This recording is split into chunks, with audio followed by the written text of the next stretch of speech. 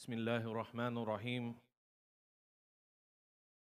الحمد لله الذي فضل سيدنا ومولانا محمدا صلى الله عليه وسلم على العالمين جميعا.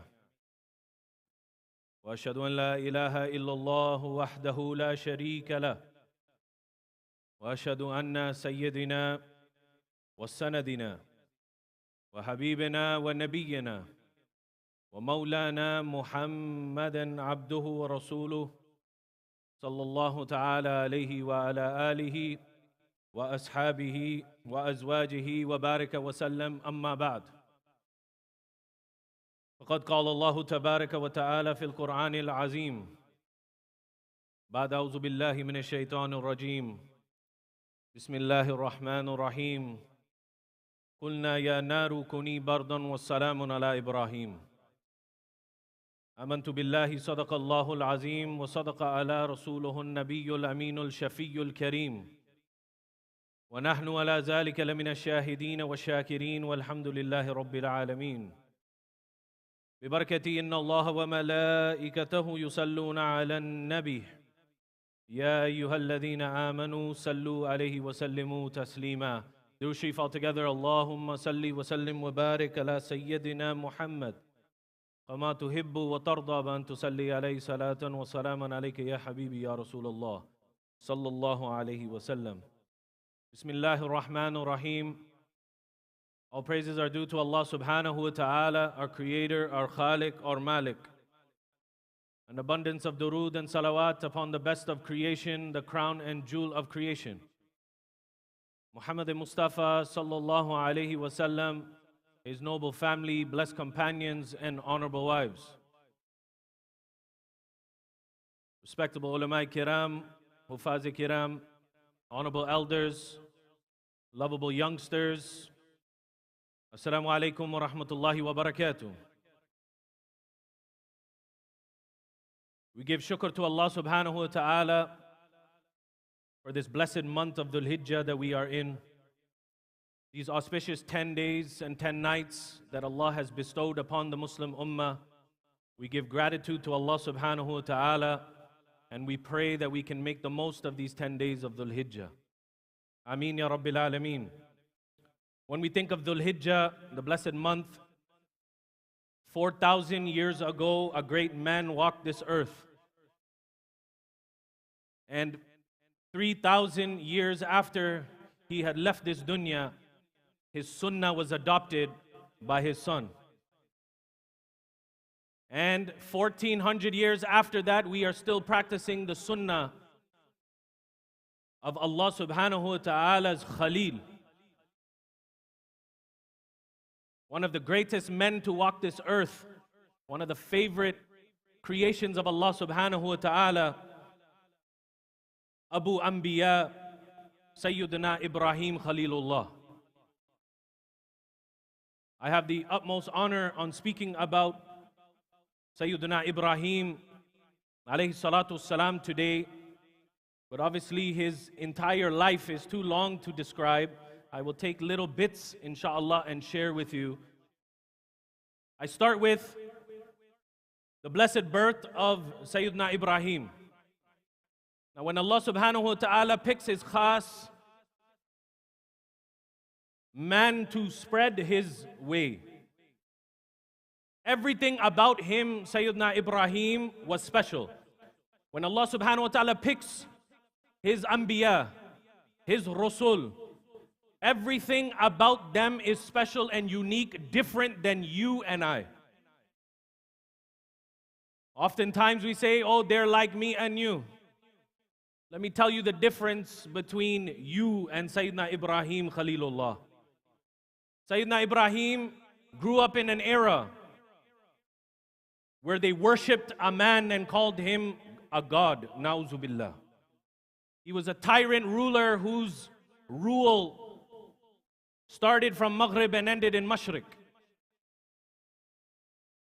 That in his area in Babylon, when you entered the city, there were statues of him and you had to make sujood to him. And if you didn't make sujood to his statue, a bell would go off. and you would be forced and dragged in the marketplace to kiss the feet of the statue. This is the tyrant Nimrud. And he was a demigod, na'uzubillah min zalik, to those people. He had a dream.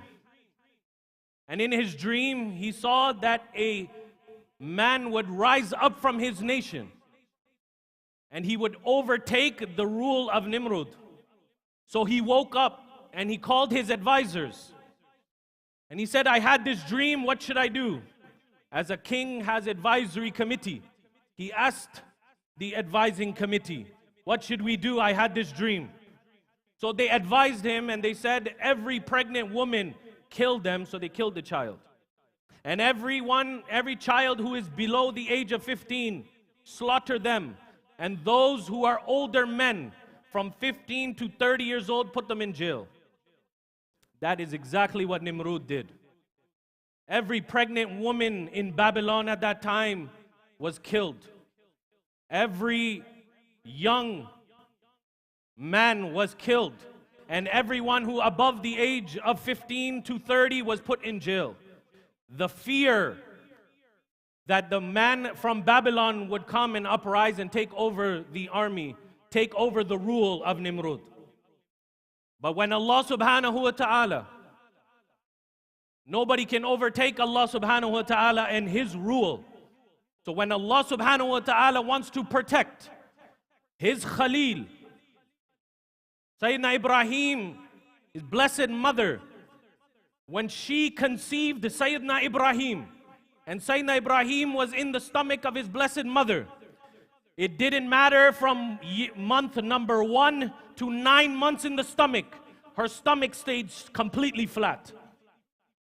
Because if she showed the belly as a normal woman, then Nimrud would have killed her and Ibrahim alayhi salatu wasalam would have died. Allah protected Sayyidina Ibrahim's blessed mother, that she never showed that she was pregnant. From 1 month to 9 months, her stomach stayed completely flat. Allahu Akbar Kabira. Now it came time, labor pains were coming. She couldn't give birth in Babylon. So she called her husband, the father of Sayyidina Ibrahim, Janab Tariq, and said, come with me. I think the baby is due. They went to a cave and she gave birth to Sayyidina Ibrahim in the cave. Now what can she do? Think about, a child cannot be born in Babylon. And Babylon, if a child came home with them, they would have killed them. So majburan, the parents of Sayyidina Ibrahim had to leave Sayyidina Ibrahim in the cave. And how old was Sayyidina Ibrahim? Minutes. And she left Sayyidina Ibrahim Khalilullah for 3 days and 3 nights in the cave. She was scared, but she was majbur. She wanted to save the life of Sayyidina Ibrahim, her son. So after 3 days, she goes back with her husband. And she sees all around the cave, animals are walking up and down around the cave. She walks inside the cave, scared for her son. There's no food, there's no water.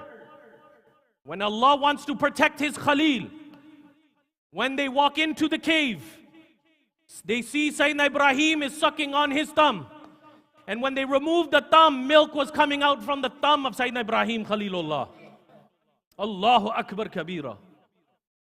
1400 years later, here Allah bestowed milk from the thumb to Sayyidina Ibrahim for sustenance.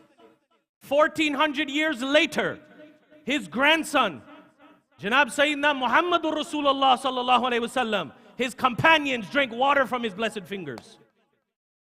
Allahu Akbar Kabira. So now what did she do? She knew that my son was not an ordinary son. He wasn't an ordinary child. He was going to grow up and not be an ordinary man. So she left Sayyidina Ibrahim in the cave and came back and forth for 13 years. 13 years Sayyidina Ibrahim spent time outside of Babylon.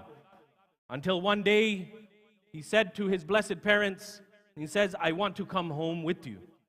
At this time, Nimrod's reign and the worry that someone will uprise in his nation has gone away. Sayyidina Ibrahim comes home with his blessed parents. Allahu Akbar. And he says to his father, to show me who my Lord is. And Janab Tariq says to him, go ask your uncle.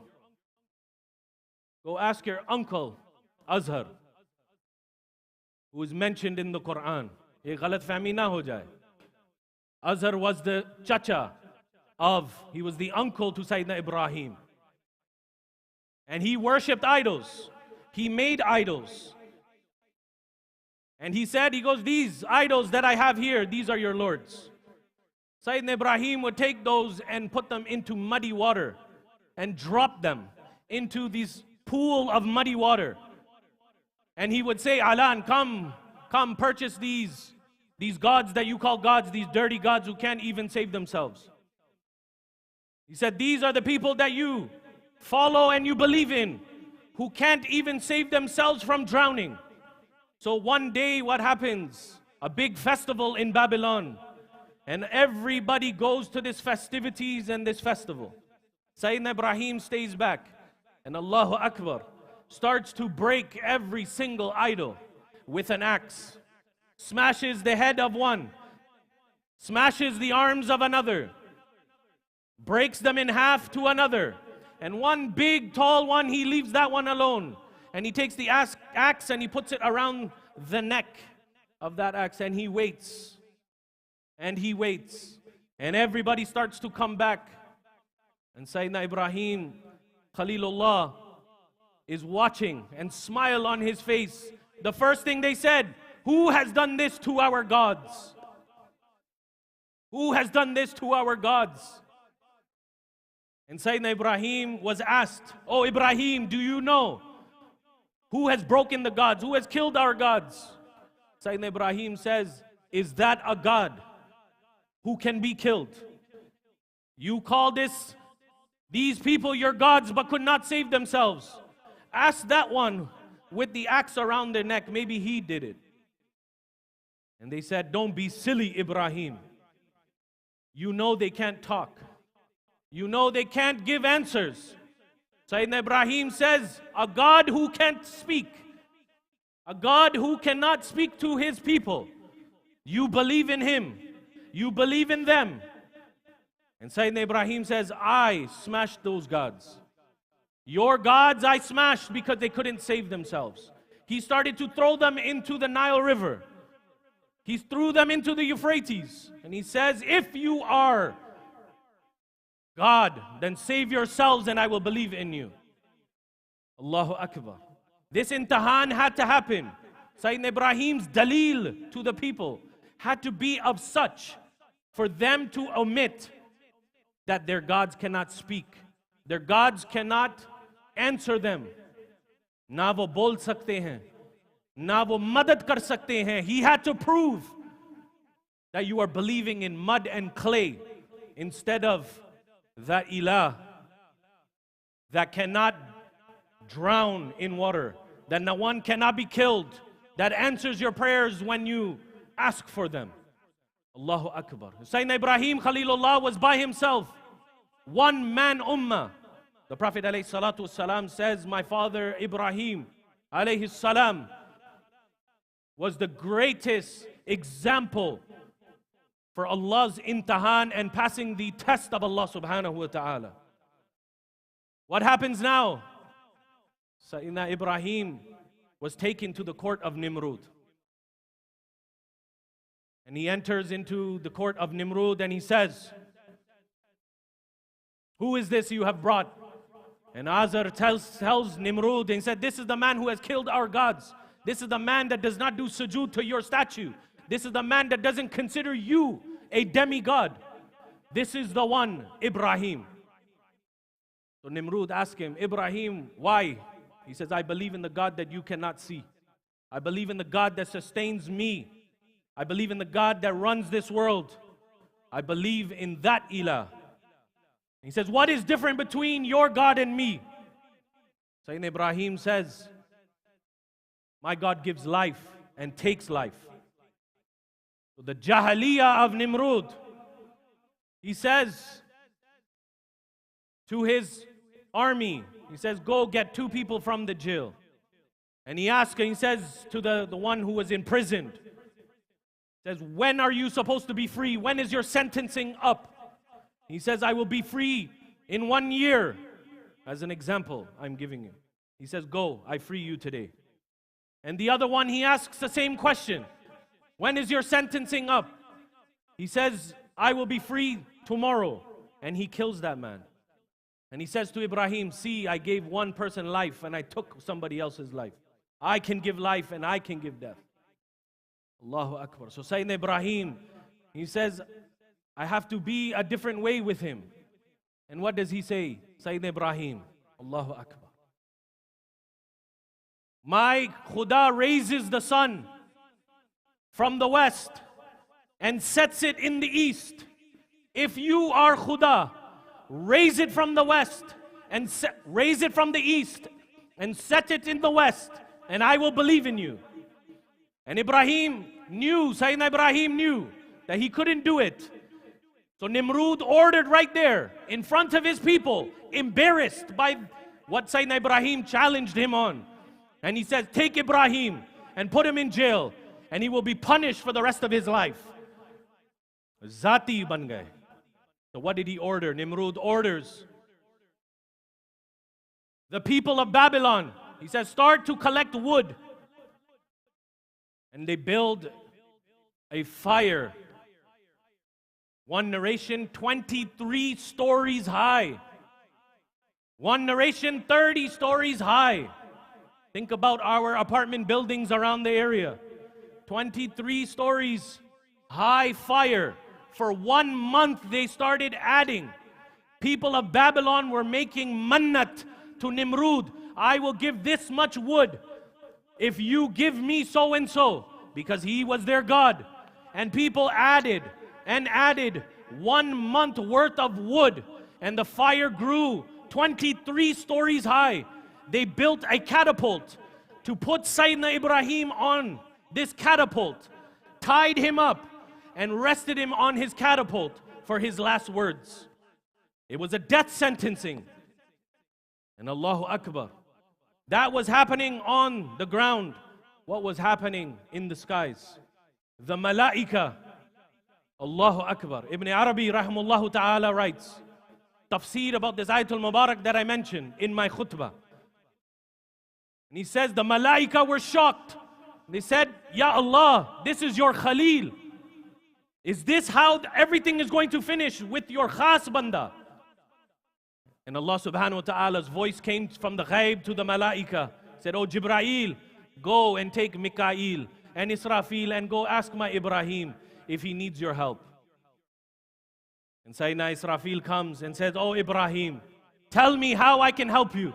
I will blow winds so much that it will exterminate the fire, and the fire will be pushed to the villages of Babylon. You just tell me once. And Sayyidina Ibrahim said, I don't need anything from you. Sayyidina Mikail alayhi salatu wasalam comes to Sayyidina Ibrahim.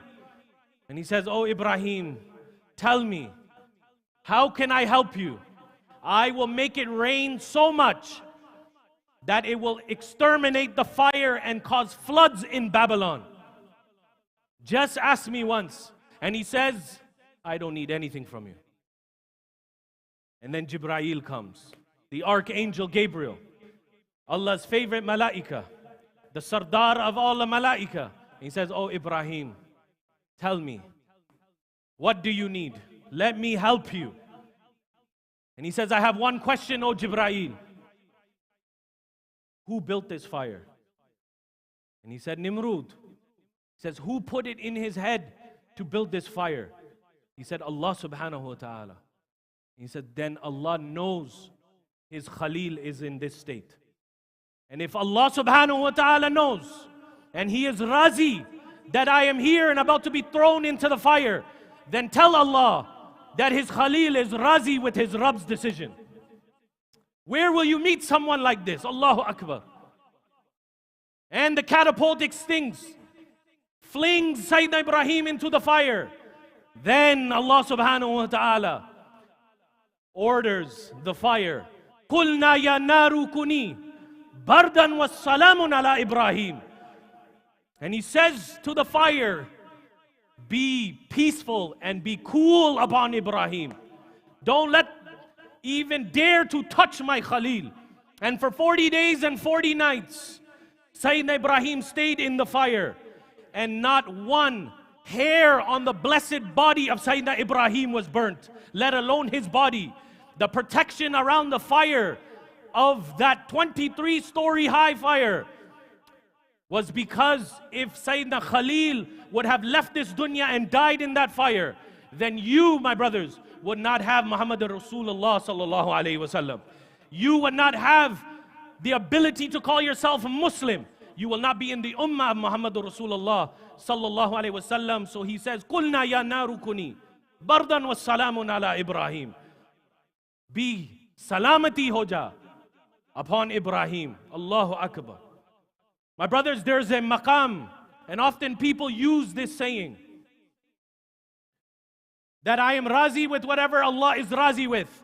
The best example of that individual who was razi with whatever Allah had for him was Sayyidina Ibrahim Khalilullah and your Habib and Allah's Habib Muhammadur Rasulullah sallallahu alayhi wasallam. They reached the maqam that no other Anbiya Rasul can reach, being pleased with Allah subhanahu wa ta'ala's decision for him. Sayyidina Ibrahim, when he had to stand up in front of batil, he stood up for the haqq by himself. Nobody was with him. He waited 80 years for a son. No son was more beautiful than Sayyidina Ismail Zabiullah. And then at 100 years old, Allah subhanahu wa ta'ala blessed him one more time with Sayyidina Ishaq. And when Sayyidina Ismail was born, Allah ordered Sayyidina Ibrahim. He said, now that I have given you a son, let me test you, Ibrahim. Go leave them in between Safa and Marwa. Leave them what you yearned for, righteous children. Sayyidina Ibrahim tested every step of his life by Allah subhanahu wa ta'ala. And he never put the dunya nor his family before Allah subhanahu wa ta'ala. If you want to exemplify somebody and be like someone, be like Sayyidina Ibrahim Khalilullah. Why do you think the Prophet alayhi salatu wassalam, Allahu Akbar, was given his father's sunnah, Abu Anbiya? The Prophet alayhi salatu wassalam said, all of the prophets of Allah are my brothers except for Ibrahim, he is my father. 3,000 years after Sayyidina Ibrahim, the Prophet alayhi salatu wassalam came from that Pak lineage of Sayyidina Ibrahim Khalilullah. He made a dua after the formation of the Kaaba. He said, Ya Allah, make from my family the al of the Nabi Akhri Zaman.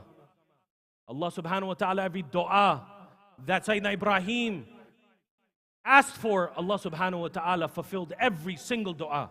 Whether it was for his child, Ismail, or his other child, Ishaq, alayhimus salam, Allah subhanahu wa ta'ala gave everything to Sayyidina Ibrahim. Allahu Akbar. And if we get time, inshallah, on Eid, we will talk about the sacrifice of Ismail alayhi salatu wassalam. Allah subhanahu wa ta'ala preserved the Islam of Ibrahim and gave it to us in the form of Muhammad Rasulullah sallallahu alayhi wasallam. Hasbunallah wa ni'mal wakil. It's not easy. Everybody says it. Hasbunallah wa ni'mal wakil. That example is Sayyidina Ibrahim Khalilullah. That example of Hasbunallah wa ni'mal wakil is Sayyidina Rasulullah sallallahu alayhi wasallam. Only those two Anbiyas of Allah subhanahu wa ta'ala have reached that maqam and martaba. We ask Allah subhanahu wa ta'ala to keep us steadfast on the sunnah of Sayyidina Ibrahim Khalilullah. We ask Allah subhanahu wa ta'ala to forgive us in these 10 days of Dhul Hijjah and make it Mubarak for you and your family. May Allah subhanahu wa ta'ala allow us to benefit from the 9th of Dhul Hijjah, the day of Arafah, and forgive our sins and our shortcomings. May Allah subhanahu wa ta'ala elevate our parents who are hayat, and for our parents who have passed away, give them a high maqam in Jannah al-Firdaus. Ameen ya Rabbil Alameen. Anything that I've said in error is on my behalf and my lack of knowledge. Anything that you benefit from is from Allah subhanahu wa ta'ala. Wa akuli qawli hadha wa astaghfirullahi wa likum wa akhu dawaya anil hamdulillahi Rabbil Alameen.